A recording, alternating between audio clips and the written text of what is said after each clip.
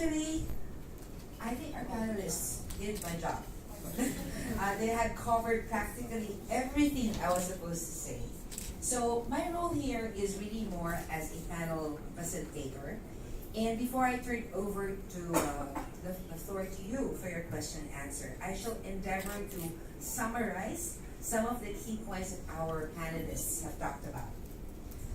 But before that, I just wanted to mention that when I was doing my research last night about female entrepreneurship, there were basically three things that came to mind.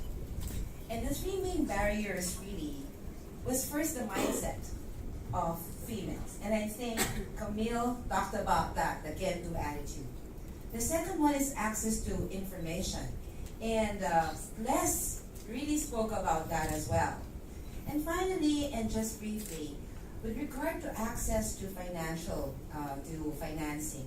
at eCompare mo in our website, you can actually log on, and personal loans are available there.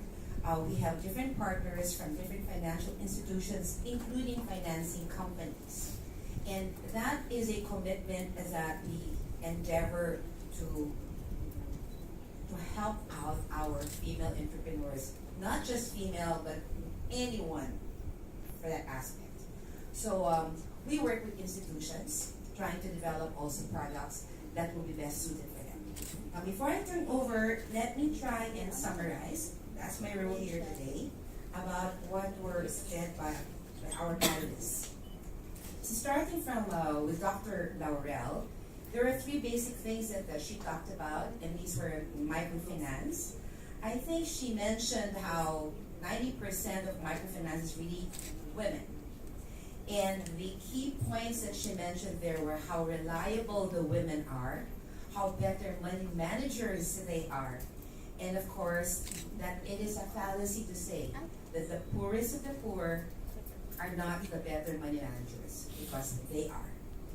For the OFWs, migration is a conscious investment. I think she said that very clearly. And that 3 to 10 times more of their real earnings. And that is why going out of the country, return on investment is such an important thing. And finally, she also mentioned that women in the work in corporations, they contribute highly to innovation. I would also like to add that two other traits, and I'm sorry for the men in the room, but I read this and I have statistics to prove it, okay? The female gender is the more empathetic one. That's 58% over 40%. And yes, in terms of creativity, that's 20% more than the usual statistics. And one last trait I would like to add would be that the multitasking part of women, we multitask much better than men. Agree? Yeah. There. I got men to agree there. Thank you very much. Okay. Of course, for Camille, there were three major things she highlighted in the workplace. And that's mutual respect and trust. The importance of having a role model. And of course, defying social expectations. The no-can-do attitude. That's something that we women must imbibe in ourselves so that we can move on and do the things that we need to do. And finally, as Les was the last speaker, there were a couple of different projects undergoing right now, including Republic Acts. So with that, I would like to open the floor to the media for questions to our panelists. Thank you very much. Doctor. That's Dr. Danny, of course, Camille, and Les.